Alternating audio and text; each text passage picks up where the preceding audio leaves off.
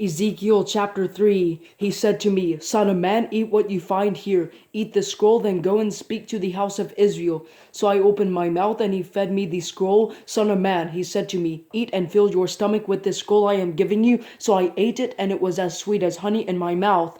Then he said to me, Son of man, go to the house of Israel and speak my words to them. For you are not being sent to a people of unintelligible speech or difficult language, but to the house of Israel. You are not being sent to many peoples of unintelligible speech or difficult language, whose words you cannot understand. No doubt if I sent you to them, they would listen to you. But the house of Israel will not want to listen to you, because they do not want to listen to me. For the whole house of Israel is hard-hearted and hard-headed and hard-hearted. Look, I have made your face as hard as their faces, and your forehead as hard as their foreheads. I have made your forehead like a diamond, harder than flint. Do not be afraid of them or discouraged by the look on their faces, even though they are a rebellious house.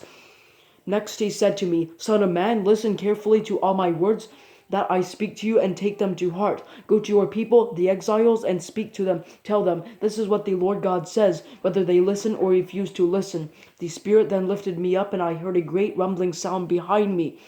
Praise the glory of the Lord in his place, with the sound of the living creatures' wings brushing against each other, and the sound of the wheels beside them, a great rumbling sound. So the Spirit lifted me up and took me away. I left in bitterness and in an angry spirit, and the Lord's hand was on me powerfully.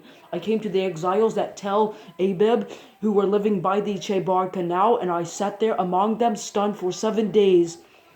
Ezekiel as a watchman. Now at the end of 7 days the word of the Lord came to me.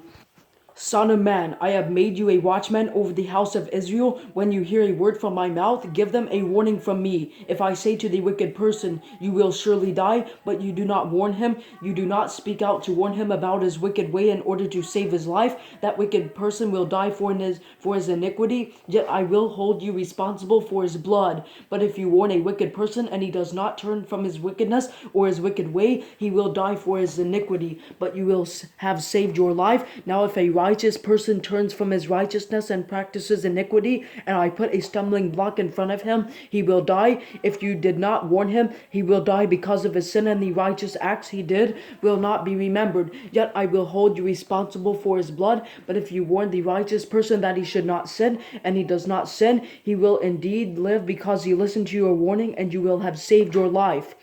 Then the hand of the Lord was on me there, and he said to me, Get up and go out of the plain, and I will speak with you there. So I got up and went out to the plain. The Lord's glory was present there, like the glory I had seen by the Chebar Canal, and I fell face down. The Spirit entered me and set me on my feet. He spoke with me and said, Go, shut yourself inside your house, and you, son of man, they will put ropes on you and blind you with them so that you cannot go out among them. I will make your tongue stick to the roof of your mouth, and you will be mute and unable to rebuke them, for they are a rebellious house. But when I speak with you, I will open your mouth, and you will say to them, This is what the Lord God says. Let the one who listens, listen, and let the one who refuses, refuse, for they are a rebellious house.